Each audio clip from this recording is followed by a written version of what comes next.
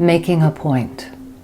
Making point after point with astonishing precision. The art of Max Elbo does that, literally, figuratively, artistically, and exquisitely. Wit and wisdom are always evident in his work. Max not only has made Eureka Springs his home, the town has remarkably become his subject on many levels. From the initial logo that collector and friend Jim Nelson commissioned, Max captured the dreams of the community. This winning image is like the end of the rainbow horizon. The hillsides and stately architecture are there. Flowers are everywhere, and the glorious sun is ever rising on a booming town. With a nod to the Victorian aesthetic movement, they display a floral feast with one bloom center stage. Fed by an over-the-shoulder sun, they suggest this town is fragrant and lovely.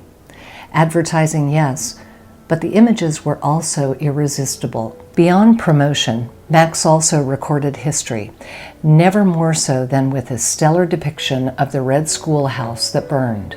Seen in its full majesty, the noble building was set against a glowing, starry sky. Each child that learned there, and eventually the artist guild that grew there, still shine.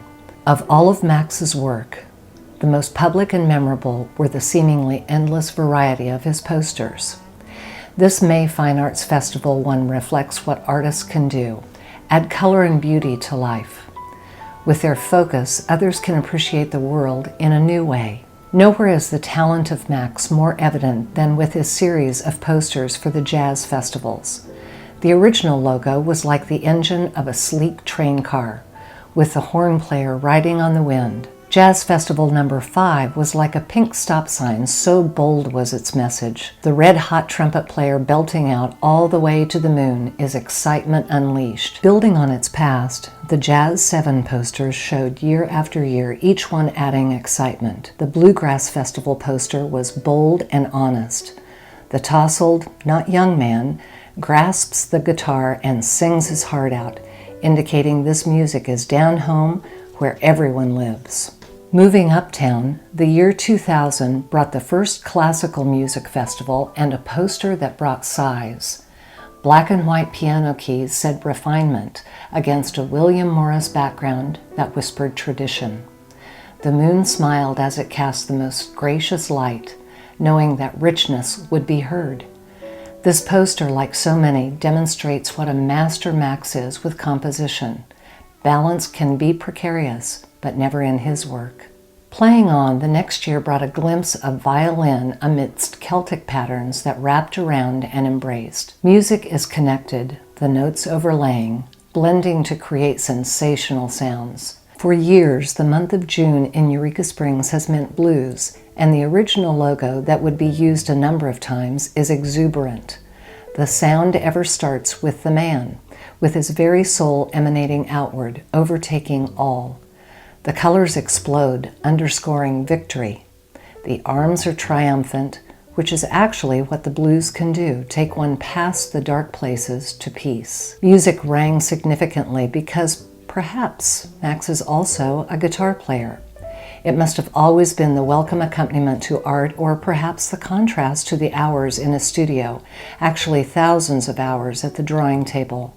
There is rock and roll, but this delightful image is roll, and boy does it. The horn player toots all the day long, all the way around. Against a starry night, light as a feather, the sound is universal. This work also shows that the style of Max Elbo defines categorization. It flows and it flies.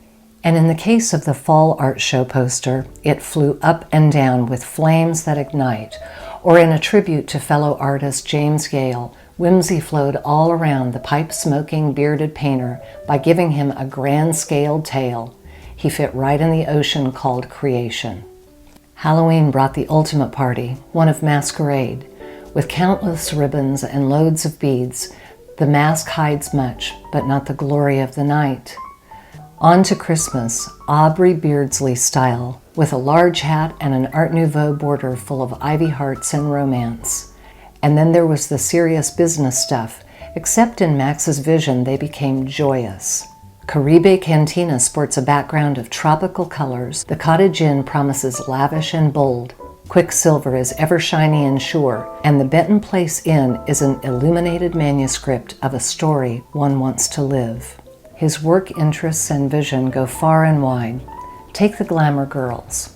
Icons of the century, his portraits are reminiscent of Erte, with the sharp and chic Art Deco lines that frame the reigning and sleek Marlene, the gorgeous and sultry Garbo, the curvaceous and vulnerable Marilyn.